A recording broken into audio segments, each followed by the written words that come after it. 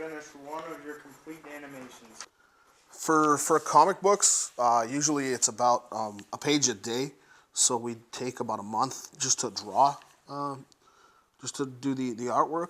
But if you've got somebody else coloring it, then they can be working at the same time. Like I finish a page, I send it off to the colorist, and they work on it concurrently. What do you like the most about your drawings and the meaning? For myself, I think the thing that means most to me it was just working on Kagagi and creating a First Nations character and superhero. Because when I was a kid, there really wasn't anything like that. There wasn't any First Nation superheroes at all. And I think it can be a cool thing for kids to see a superhero that's like them. So that's probably the coolest thing.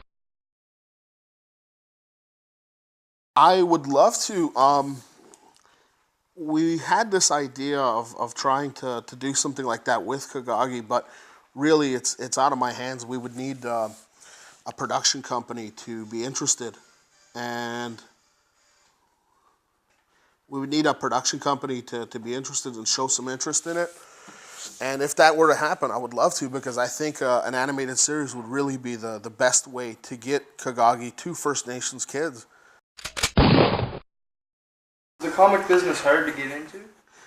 It is because, well, yes and no. It's hard to get into because there's only so many jobs and there's a lot of competition. When I first started, there was a guy who told me, a professional, who told me what's hard about comics is everybody wants your job.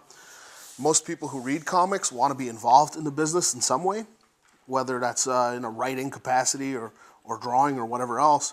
So there's a lot of competition, and it's hard to get noticed on the shelves because there's just so many books out there. And at the same time, the answer can be no, because you can just make your own comics. All it takes is some hard work and some time, and you can just get together with some other people, or even just do it yourself. Especially now with stuff like Photoshop, you can put together your own comics and just do it. What did it take you to get where you are today? A bunch of luck.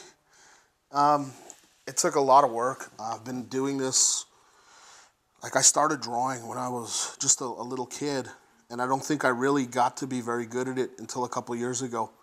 It took a lot of hard work, a lot of sacrifice for both myself and my friends and my family, a lot of patience.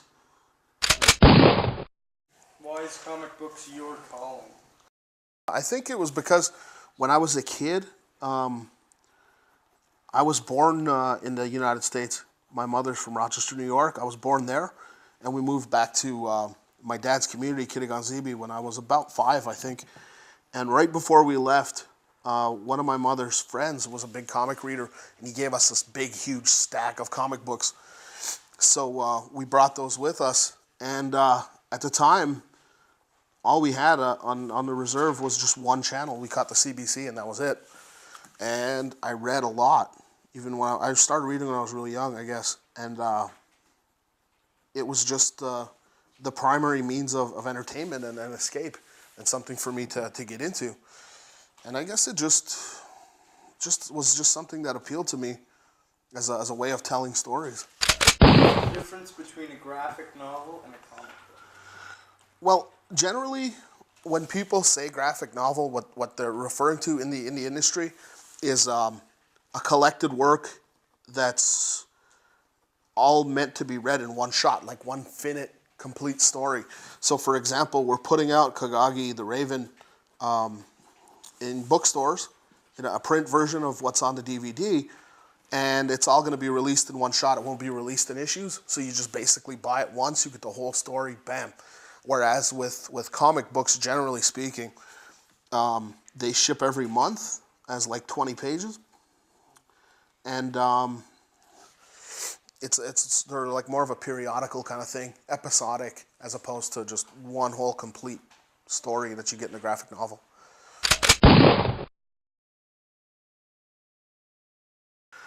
That's a good question, because it takes so long to have a turnaround in comics. If you're releasing a comic through comic shop type distribution, then it takes about 3 months for your solicits for the orders to come in, so you know how many books that stores are going to be receiving. But through bookstores, like say, Chapters or Barnes and Noble or whatever, then it's 6. So generally speaking, it works differently for different types of creators. If guys are being paid like by the company that's publishing their comic, say Marvel or DC, then they're getting paid a page rate and they don't really need to worry about it. For guys who are independent like myself, I do a lot of other things on the side besides comics. I work on a TV show that was on APTN the past 2 seasons. I draw kids' books. I draw commissions for people. I do commercial artwork. I do design work. I do all kinds of stuff. So that's what really keeps the money going while I work on the stuff that I want to be able to do. Do I have a rival?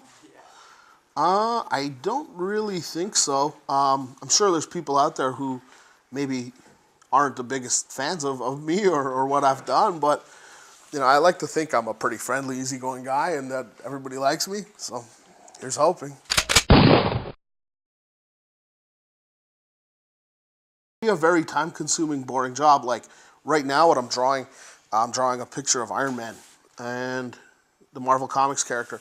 And it's pretty fun to draw. He's got like this cool armor, he's a cool looking character, and it's fun. But sometimes if you're drawing like, say for example, a city, and you're just sitting there with a ruler all day, just trying to make sure all your lines are straight, drawing a million windows.